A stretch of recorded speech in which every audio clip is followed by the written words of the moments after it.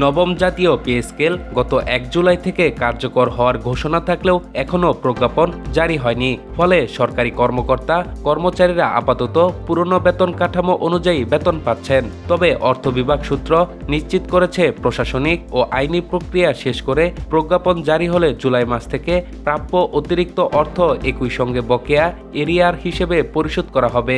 অর্থ বিভাগ জানিয়েছে বেতন কমিশনের সুপারিশ বাস্তবায়নের প্রস্তুতি চূড়ান্ত পর্যায়ে রয়েছে। নতুন বেতন কাঠামো কার্যকরের জন্য মন্ত্রিসভার অনুমোদন, বিভিন্ন খাতের জন্য পৃথক আদেশ প্রস্তুত, আইন বিচার ও সংসদ বিষয়ক বিভাগের ভোটিং, যাচাই বাছাই, বিধিবদ্ধ আদেশ, নম্বর গ্রহণ এবং সরকারি মুদ্রণালয়ে বিজি প্রেস প্রজ্ঞাপন প্রকাশের মতো বেশ কয়েকটি আনুষ্ঠানিক ধাপ শেষ করতে হয়। এই আইনি ও প্রশাসনিক বাধ্যবাধকতার কারণে প্রজ্ঞাপন জারিতে সময় লাগছে। গত বুধবার সচিবালয়ে অর্থ ও পরিকল্পনা মন্ত্রী আমির খসরু মাহমুদ চৌধুরী জানান, নবম বেতন কমিশনের সুপারিশ নিয়ে কাজ এখনও চলছে। কাজ শেষ হওয়া মাত্রই তা অনুমোদনের জন্য মন্ত্রিসভায় উপস্থাপন করা হবে।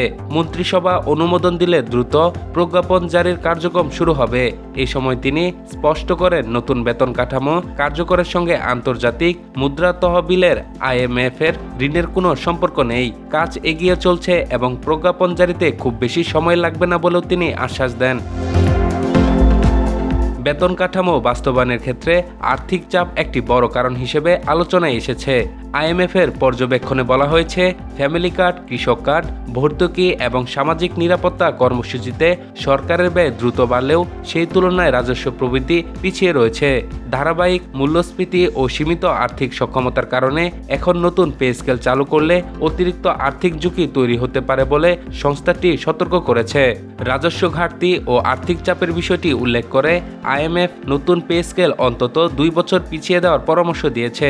আগামী অক্টোবরে সংস্থাটির সঙ্গে নতুন ঋণ কর্মসূচি নিয়ে আলোচনার পর এই বিষয়ে চূড়ান্ত সিদ্ধান্ত আসতে পারে বলেও সংশ্লিষ্ট মহলে আলোচনা রয়েছে। সংশ্লিষ্ট কর্মকর্তারা জানান, জাতীয় বেতন কমিশনের সুপারিশ বাস্তবায়ন একটি দীর্ঘ প্রক্রিয়া। প্রথমে বেতন কমিশন গঠন এবং কমিশনের প্রতিবেদন দাখিল করা হয়।